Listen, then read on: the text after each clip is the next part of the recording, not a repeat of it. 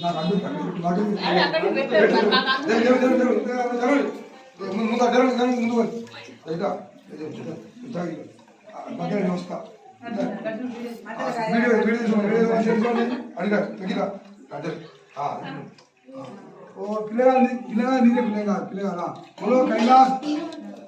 దేవాలయం దాదాపుగా అయినా అందరి నిమ్మదిగా 2000 ఏళ్ల కిందట మానవ సంచారంలో ఈ వేరులోకి వచ్చింది. యతీశ్వరుల కోరిక మేరకు ఈ 3 కొండల మధ్యలో స్వామి సాక్షాత్కారంగా స్వయంభూగా వెళ్ళిన దేవాలయం బుగ్గ అంటే 24 గంటలు 365 రోజులు స్వామిని ఎడతెగకుండా సేవించే క్షేత్రమే బుగ్గ అన్నాడు.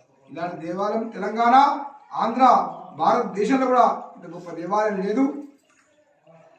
ఎందుకంటే పూర్వకాలం యతీశ్వరులు మహాశివరాత్రి పర్వకాలంలో స్వామిని తదేకంగా ప్రార్థించగా అప్పుడు ఆయన స్వామి ప్రత్యక్షమయ్యాడు. అప్పుడు స్వామి ఈ కొండలు, ఈ గుట్టలు, ఈ రాళ్ల మధ్యలో ఎక్కడయ్యా గంగా అని వారు ప్రార్థించగా అప్పుడు దేవి సురేశ్వరి భగవతి గంగే ఈ విధంగా స్వామి ఆయన సేవించేసరికి స్తోత్రం చేసేసరికి ఈ విధంగా స్వామిని ఆ కొండల నుంచి వచ్చి సేవించే క్షేత్రమే బుగ్గ. దేవి సురేశ్వరి భగవతి గంగే శంకర మౌలి విరాజితని మలే బుగ్గ లాంటి దేవాలయం మరి ఎక్కడ కావాలి. ఎందుకంటే 24 గంటలు 365 రోజులు గంగ రావడం చాలా పుణ్యం.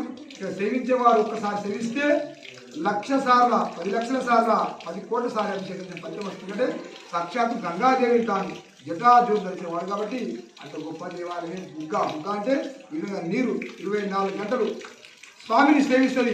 బలో కైలాస భగవానికి.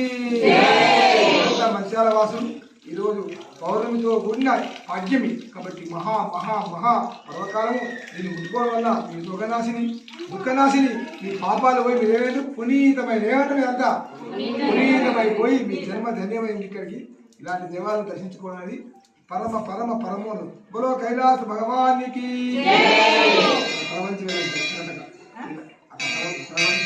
మూర్తి అర్థమైందా? ముందు ఫస్ట్ వాళ్ళు పూలు పత్రిక